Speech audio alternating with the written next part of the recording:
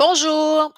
Méthode aujourd'hui par assentiment pour traiter, donc l'une des procédures de vote ici qu'on peut utiliser pour traiter différents votes obtenus. Alors, quand est-ce qu'on applique cette procédure-là? Donc, procédure d'élection où chaque candidat vote pour autant de candidats qu'il le désire. Donc, le vote est un peu différent ici. Si on a un ordre de préférence, par exemple, classe les 3 matières suivantes par ordre de préférence, anglais, français, maths, on ne pourra pas appliquer cette façon de faire-là ici par assentiment parce que la question doit être formulée autrement.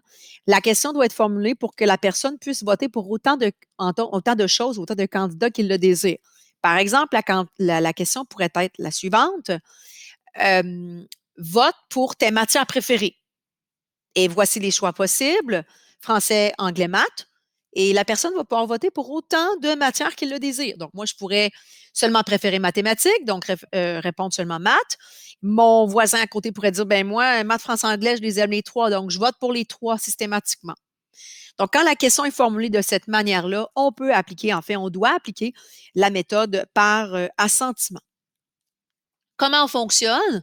On additionne tout simplement le nombre total de votes obtenus pour chaque candidat et la personne qui obtient le plus grand nombre de votes est élue, tout simplement. Okay. Allons voir un exemple. Donc voilà, résultat d'une élection où A, B et C sont les candidats. Donc, on reprend, donc voici, on pourrait avoir Alain, A pour Alain, on pourrait avoir B pour Béatrice, et on pourrait avoir C pour Chantal. Donc, on a 3 candidats qu'on doit élire ici à l'école et les gens qui votent peuvent voter pour autant de choix qu'ils le désirent. Qu'est-ce que le tableau veut dire? Ici, ça veut dire qu'il y a 81 personnes, 81 personnes, oui, qui ont voté seulement pour Alain. 81 personnes ont voté seulement pour Alain. Donc, il y a 81 personnes qui ont dit, moi, le seul candidat que je vois là pour nous représenter, c'est Alain. Il y a 171 personnes, par exemple, qui ont dit, moi, là, les candidats que je vois qui pourraient nous représenter adéquatement, c'est Alain et Béatrice. Puis, il y a, par exemple, 228 personnes qui ont dit, moi, là, les candidats qui nous représenteraient bien, c'est Béatrice et Chantal. Okay? Donc, ça, c'est les gens qui ont voté pour les choix possibles. Ici, très, très, très important de comprendre une chose. Ici, l'ordre, là, n'a aucune importance. OK? L'ordre n'a pas d'importance. On ne classe pas ici par ordre de préférence. On vote pour autant de choix que l'on désire. Ici, les 154 personnes qui ont dit, moi, les 3 me conviendraient, ils n'ont pas dit que c'est Alain qui leur conviendra en premier, Béatrice en deuxième, Chantal en troisième. C'est vraiment l'ordre n'a vraiment pas d'importance ici. OK? Alors, comment on détermine le gagnant ici avec la façon de faire par assentiment? Alors, tout simplement, c'est ce qu'on a déterminé ici en haut, c'est ce qu'on a mentionné. On calcule tout simplement les votes obtenus pour chaque candidat. Donc, allons voir la démarche, un exemple de démarche qu'on doit laisser. Alors, on a quoi? 3 candidats, oui, Alain, Béatrice et Chantal. Et là, ce qu'on fait tout simplement, c'est qu'on accumule les votes pour chaque personne. Donc, on va commencer par Alain. Donc, Alain, il est ici, il est ici, il est là et il est là. Combien de personnes au total ont voté pour Alain? Bien, il y a 81 personnes qui ont mis Alain dans leur choix, 171 personnes qui ont mis Alain dans leur choix, 203 personnes qui ont mis Alain et 154 personnes qui ont mis Alain dans leur choix. Donc, on met le calcul, même s'il est assez simple et je sais que vous pouvez le faire sur votre calculatrice.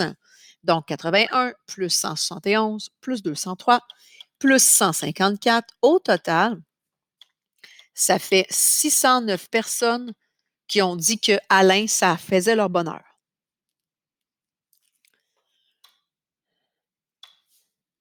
Béatrice. Béatrice, elle est là, ici, ici et ici dans mon tableau. Vous voyez encore une fois que j'utilise le code de couleur, hein, question d'y voir plus clair. C'est pas une obligation, mais c'est libre à vous, mais je pense que ça peut vous aider là, pour vous y retrouver.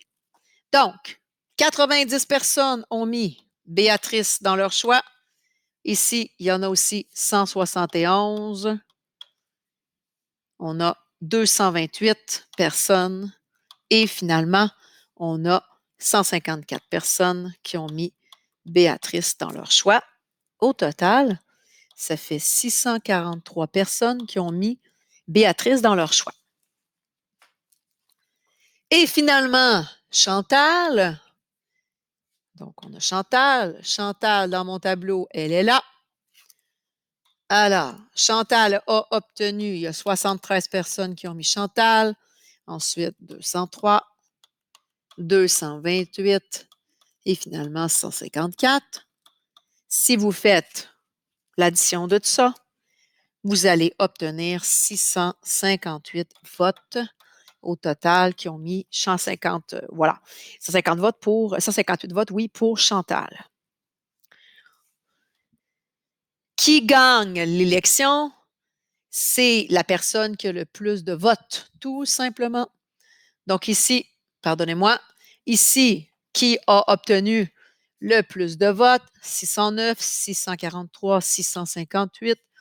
On constate que c'est Chantal qui va remporter ici, le candidat C, qui va remporter l'élection, tout simplement parce que c'est Chantal qui a obtenu le plus grand nombre de votes.